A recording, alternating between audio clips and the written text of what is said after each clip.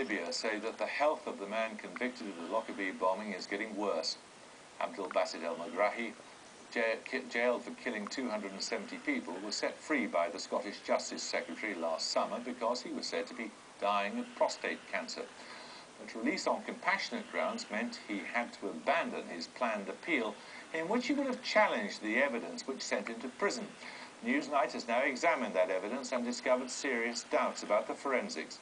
Peter Marshall reports.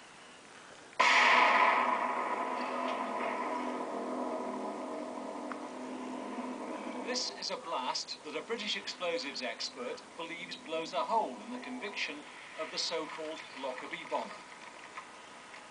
I do find it quite extraordinary, and I think highly improbable and most unlikely that you'd ever find a fragment like that. I mean, it is unbelievable. There were 20 of these test explosions.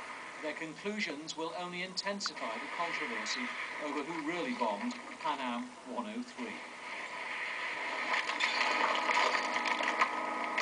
I resent intensely the fact that I believe that I am now witness to a ragbag of lies and misconceptions surrounding this trial.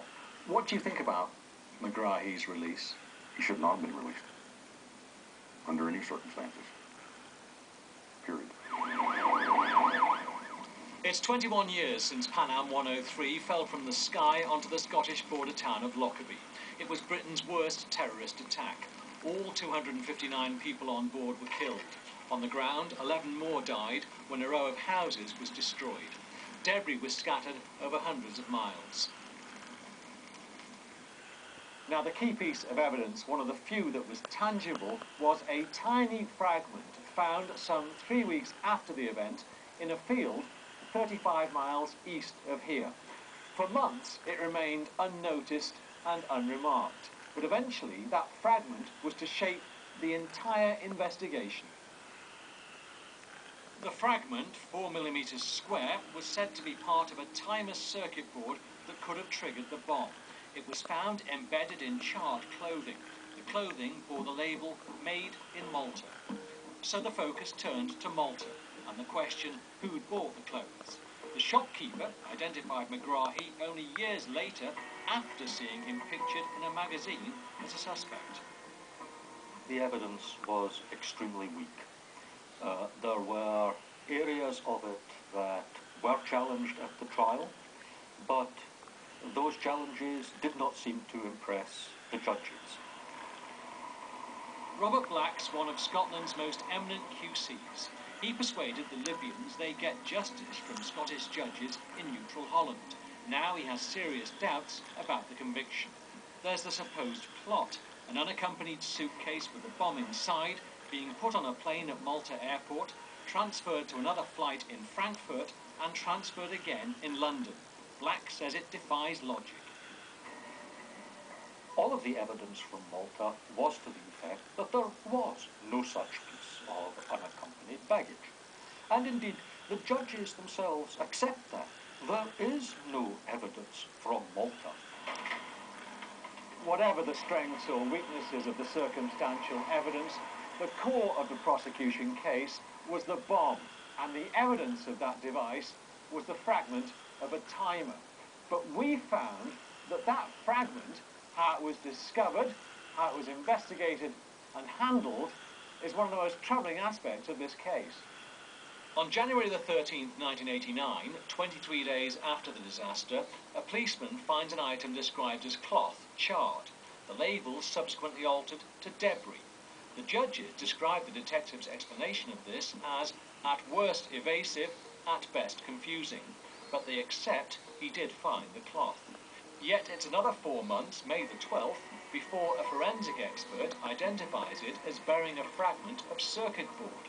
And it's a further 4 months before a second forensic expert registers the fragment as potentially most important. The judges describe as unfortunate that this evidence of major significance may not initially have been given the same meticulous treatment as most other items.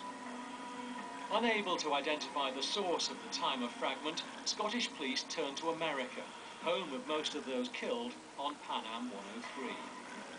here in America, there's long been frustration at having to bow to Scottish jurisdiction over Lockerbie. But while they couldn't try the case, the Americans didn't exactly stand idly by during the investigation.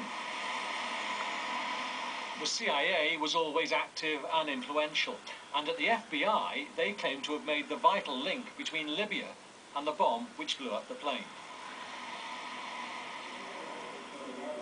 Today, Tom Thurman teaches students in Kentucky about fire and explosions. 20 years ago, when he was in charge of the FBI's explosives unit, Scottish investigators sent him a picture, an 8 times actual-sized blow-up of the Lockerbie fragment. I received a photograph in the FBI laboratory requesting that I do the research and try to identify the source of this very, very small fragment that was believed to have been a part of the bomb. At the CIA, it seems they keep samples of various explosive devices seized in various parts of the world. So Tom Thurman went to pay his CIA friends a visit, and they went through the files. My request at that time was, well, by any chance, do you have the hardware, the actual item that is depicted in the photograph? The guy I was talking to said, well, let me go check, and disappeared for a bit. And he came back with a square, rectangular type of item, and he said, Tom, we do have it. He said, I'm surprised, we do have this item. And what happened then? So I held the photograph on one side of the microscope. A photograph of the real fragment. The real fragment, correct. And then you have this piece that's picked up by the CIA. Yes. From a timer device. Somewhere in the world. Somewhere in the world, yeah. And they look the same. And they appeared to be identical. What did you think? I was ecstatic. Ecstatic, he'd identified the fragment. It was part of a bomb timer circuit. And the CIA said it was the type used by the Libyans. Tom Thurman was hailed as the FBI's hero, the man who cracked the Lockerbie investigation. But then serious questions started to be asked about his methods and about the standard of science in the FBI's lab. A US Justice Department investigation into major cases like the Oklahoma bombings criticized the labs for serious deficiencies. It found some evidence had been tilted to incriminate defendants. Tom Thurman, filmed at the time, was said to merit special censure. Bill Tobin was a rarity at the FBI lab. He was a scientist. He says the bosses weren't. They didn't understand science, but were impatient for results. My typical response would be that I would need to spend some time conducting appropriate metallurgical examinations, but the response to that was, well, I don't have that kind of time, I need an answer right now. And I would have to repeatedly remind them that science doesn't occur in generally, or typically in 5 minutes. Tom Thurman, whose degree was in politics, not science, was moved out of the lab. But he says his earlier work on Lockerbie was never in doubt, and he's still convinced the fragment he'd seen, but not chemically tested, was used in the bomb. Seeing was believing. It's visual, sure. And there's visual recognition is in fact a valid forensic technique. But others, chemists or metallurgists or engineers would say, but it's not scientific. That's not a scientific proof. That's their opinion. Scientific tests on the fragment were left to the British. At Farnborough in Hampshire, investigators had already reconstructed part of the plane. The FBI assumed UK forensic experts would test the fragment for explosive residue, but that didn't happen. The single item of evidence that was crucial to the Lockerbie conviction was identified by sight rather than science. At the Lockerbie trial, the UK forensic expert responsible explained he didn't believe a residue test was necessary. That additional work would have been unjustified in view of the clear evidence, physical evidence, in front of me. It's inconceivable to me that the explosive residue examinations were not performed on that fragment. But they were performed. They were not? No. That's defies... That's irrational.